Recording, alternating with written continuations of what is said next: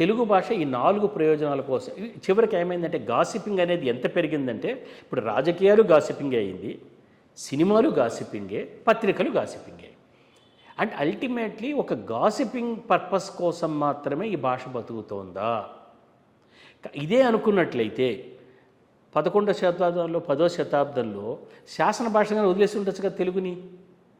శాసన భాష నుంచి సాహిత్య భాషగా ఎందుకు తీసుకొచ్చారు? నన్నయ్య యాక్చువల్గా సార్ ఆయన శాసన లేఖకుడు, శాసనాలు రాశాడు ఆయన. ఆ రోజులో కవులు పెద్దన శాసనాలు రాయడం వచ్చిన తర్వాతనే కవిగా మారేవాడు. అది ఫస్ట్ క్వాలిఫికేషన్. అది ఎందుకు మీరు అడగచ్చు, ఎందుకు మరి సాహిత్య భాషగా తీసుకొచ్చారు అంటే సార్, తెలుగులో తెలుగు తాలూకు భాషా పరిణామం చూస్తే భాష ఎంత పెద్ద పొలిటికల్ వెపన్గా పనిచేసిందంటే సార్, వేంగి చాళుక్యులు 5వ శతాబ్దం నుంచి దాదాపుగా 10వ శతాబ్దం దాకా కూడా వేంగి రాజధానిగా ఉన్నవాళ్ళు నిరంతరం యుద్ధాల్లో గడిపేవారు. వేములవాడ చాళుక్యులు వాళ్ళ మీద ప్రతిసారి యుద్ధం చేసేవారు, బాదామి చాళుక్యులు యుద్ధం చేసేవారు. ఈ చోళ చాళుక్య సంగ్రామంలో వీళ్ళు నలిగిపోతూ ఉండేవారు. చివరికి వీళ్ళు బాధపడలేక రాజరాజ నరేంద్రుడు రాజమండ్రి, ఎందుకంటే గోదావరి అతలు వెళ్ళిపోతే రక్షణ ఉంటుంది. కానీ రాజరాజ నరేంద్రుడి కన్నా ముందే గొణగ విజయాదిత్యుడి కాలం నుంచే చాళుక్యులు తెలుగుని శాసన భాషగా అభివృద్ధి చేయవలసిన అవసరం గమనించారు. కానీ రాజరాజ నరేంద్రుడు సాహిత్య భాషగా ఎందుకు తీసుకొచ్చాడు అంటే ప్రధానమైన కారణం సార్, ఇక్కడ వేములవాడలో ఆయనకు 100 ఏళ్ళు ముందు హరికేసరి, 2వ హరికేసరి ఆస్థానంలో పంప అనే ఆయనేమో కావడం గోదావరి జిల్లా బ్రాహ్మణుడు, జైన మతం తీసుకున్నాడు. ఆయనతోటి కన్నడంలో యాక్చువల్లీ ప్రకాశం జిల్లా నుంచి వచ్చారంటారు, గుండ్లకమ్మ ప్రాంతం నుంచి వచ్చినవాడు పంపడు అని ఎక్కడో నేను చదివినట్టు. పంప పొన్న వీళ్ళు మొత్తానికి మా తీరాంత ప్రాంతానికి చెందినవాడు. ఇక్కడికి వచ్చిన తర్వాత ఆయనతోటి మొదటి కన్నడ ఆది కావ్యం రాయించారు, కన్నడలో రాయించారు.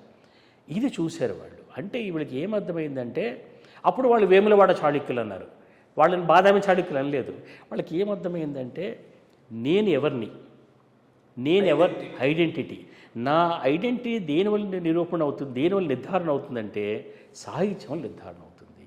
కాబట్టి రాజరాజ నరేంద్రుడికి చోళులతో సంబంధాలు ఉన్నాయి, చోళులు అల్లుడు, లేకపోతే తమిళ భాష తాలూకు మనిషిగా మిగిలిపోయి ఉండేవాడు, లేదు ప్రాకృతం, లేదు కన్నడం కాదు, నేను అంటే ఆంధ్ర ఐడెంటిటీ రాదు, తెలుగు ఏంటి అంటే అప్పుడు ఏం చేయాలి అంటే మహాభారతం ఎవరు చేస్తారంటే నారాయణ భట్టు చెప్పాడు, ఈ ఆస్థానంలో ఉన్నాడు నన్నయ్య, చాలా లో ప్రొఫైల్, వెరీ అన్అజ్యూమింగ్, నువ్వు ఏదో రకంగా నచ్చ చెప్పంటే రాయడం మొదలుపెట్టాడు. ఆయన ఎప్పుడైతే రాయడం మొదలుపెట్టాడో వాళ్ళు ఏం చేశారు సార్, ఆయన ముందు నుంచే తూర్పు చాళుక్యుల శాసనాల్లో వాళ్ళు చాలా ఆశ్చర్యకరంగా సాంస్క్రిటైజ్డ్ డిక్షన్ పట్టుకొచ్చారు, తత్సమ భూయిష్టమైనటువంటి తెలుగు వాక్య నిర్మాణం తీసుకొచ్చారు. అదే సమయంలో ఈ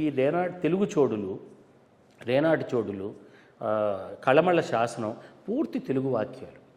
ఎందుకు వీళ్ళు సాంస్క్రిటైజ్డ్ డిక్షన్ వైపు వెళ్ళారు అంటే దానికి కారణం ఏంటంటే, పండిత పామర జనామోదం రెండూ పొందాలి అంటే, పండితుల ఆమోదం పొందాలి అంటే మార్గ, దేశీ అని 2 పదాలు తెలుగులో పదే వస్తాయి సార్. మార్గ అంటే ఇప్పుడు భాషలో పాన్ ఇండియన్, దేశీ అంటే లోకల్ అనమాట. ఈ రెండింటిని కలుపుకోకపోతే ఒక సమగ్రమైన వ్యక్తిత్వం ఏర్పడదు, అస్తిత్వం ఏర్పడదని. దీనికి వాళ్ళు బాదామి చాళుక్యుల దగ్గర రవికీర్తి అని ఒక ఆయన ఉండేవాడు, ఆయన ఐహోళేలో శాసనం వేశాడు. అది మాతృక సార్ వీళ్ళందరికీ. ఆ పద్ధతులు వీళ్ళు చేయగానే నన్నయ్య మహాభారతం అట్లానే ఆయన సంస్కృత పదజాలంతో కూడినటువంటి తెలుగు వాక్య నిర్మాణం, sentence structure Telugu sir, vocabulary మాత్రమే సాంస్క్రిట్. అదో గమ్మత్తు. రాగానే ఏమైందంటే దాని మీద వెంటనే ప్రతిస్పందనకి తిరుగుబాటు వచ్చింది. మీరు చాలా ఒక ఎలైటిస్ట్ యాటిట్యూడ్ చూపిస్తున్నారు. వెంటనే శివకవులు, మన తెలంగాణకు చెందిన పాల్కురికి సోమన వీళ్ళందరూ కూడా పూర్తిగా వీళ్ళు ఆ సాంస్క్రిట్ డిక్షన్ని, సంస్కృత వృత్తాలని అన్నిటినీ నిరాకరించి పూర్తిగా తెలుగు దేశ ఛందస్సుల్లో 90% తెలుగు పదజాలంతో వీళ్ళు కావ్యాలు రాశారు. సో 2 శిబిరాలుగా తెలుగు చీలిపోయే పరిస్థితి ఏర్పడింది.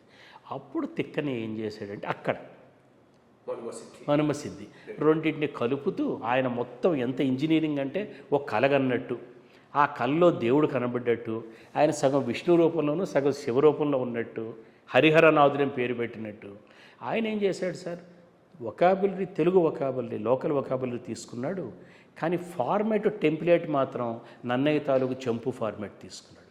ఇలాగా అనేక రకాల ఎక్స్పెరిమెంట్స్ చేసి వాళ్ళు ప్రతిసారి పొలిటికల్ స్టెబిలిటీ ఇవ్వటానికి, అందుకని కవి బ్రహ్మ అన్నారు.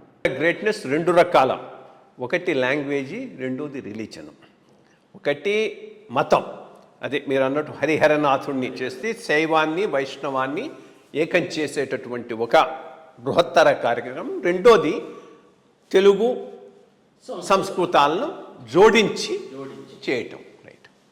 అంటే ఇది మామూలుగా ఇది కేవలం ఉపరితలంలో సాహిత్యంగా అనిపించవచ్చు, కానీ దాని కిందన అడుగున పెద్ద పెద్ద టెక్టానిక్ ప్లేట్స్ మూవ్ అయిన ఘర్షణకు సమన్వయం అది వాళ్ళు నమ్మారు. అందుకని ఒక ఆయన ఏమన్నాడంటే, తెలుగు సాహిత్య పరిణామం చెప్పమంటే, తెలుగులో ఒకప్పుడు కవి గురుస్థానంలో ఉండేవాడు. కవిత్రయ కాలంలో కృష్ణదేవరాయల సమయం వచ్చేప్పటికీ మిత్రుడుగా పక్కన కూర్చి ఎదురైనచో తన మద కరీంద్రము డిగ్గి కేలూద ఎసగి ఎక్కించుకొని అన్నాడు పెద్దన. ఇప్పుడు కవి భృత్యుడిగా మారిపోయాడు రాజుకి. రాజు పైన కూర్చుంటాడు, కవి అక్కడికి వెళ్ళి. ఇది ఏ శతాబ్దానికి? ప్రస్తుత శతాబ్దం అనే శతాబ్దంలో ఇప్పుడు కవి రాజభృత్యుడు. రాజు అక్కడ రాజు అనేవాడే లేడు, రాజే ప్రజాస్వామ్యం అయిపోయింది. సో ఇక భృత్యుడు అనే ప్రశ్న కూడా లేదు. ఏ అథారిటీ దగ్గర పోతాడు, నాకు అవార్డు వస్తున్నా లేదు తిరుగుతాడు.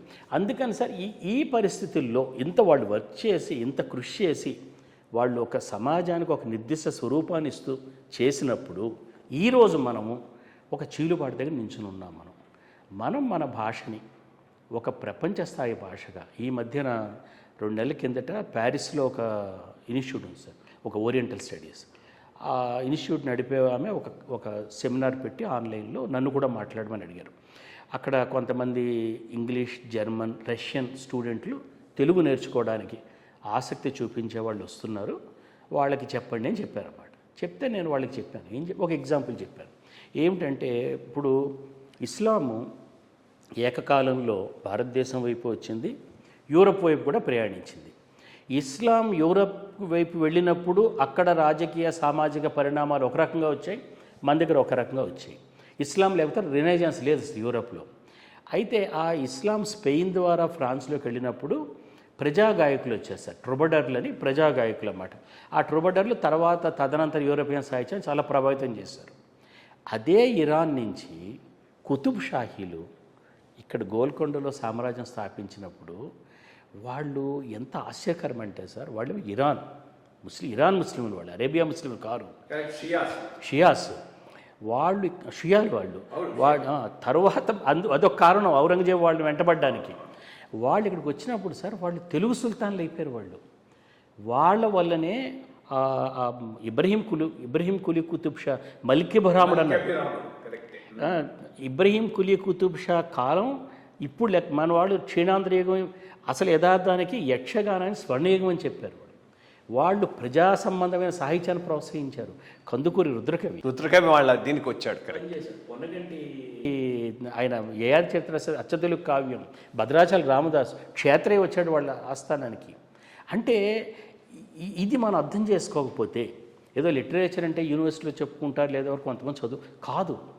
లిటరేచర్ తాలూకు ఈ ఇంపార్టెన్స్, భాష తాలూకు ఇంపార్టెన్స్ని ఏ రాజకీయ వ్యవస్థ అయితే నిర్లక్ష్యం చేస్తుందో, గ్రహించదో, ఆ రాజకీయ వ్యవస్థ తొందరగా కూలిపోతుంది సార్, నిలబడుతుంది. అందుకనే తమిళనాడులో రాజకీయాలు ఎవరు ఏ రాజకీయాలు చేయనివ్వండి, ఏ పార్టీలో ఉండనివ్వండి, కానీ భాష విషయం వచ్చినప్పుడు ఒకటే పోతాడు. You're absolutely right, correct.